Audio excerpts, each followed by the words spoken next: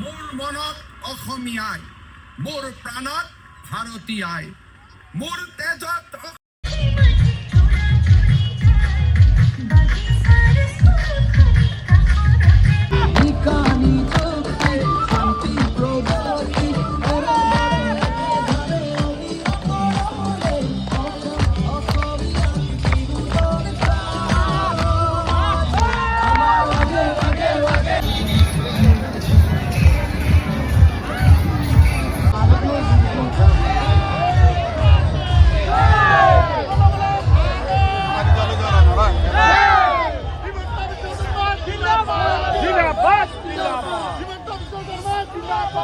আজি আমি নলবাৰীত উপস্থিত হৈছোঁ।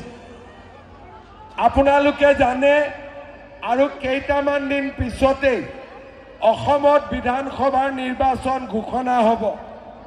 আপোনালোকে এইবাৰ ইলেকশ্যনত বিজেপিক ভোট দিবনে নিদিয়ে? বিজেপিৰ চৰকাৰ বনাব, অসমীয়াৰ চৰকাৰ বনাবনে নবনাব? অসম আৰু অসমীয়াৰ চৰকাৰ বনাবনে নবনাব?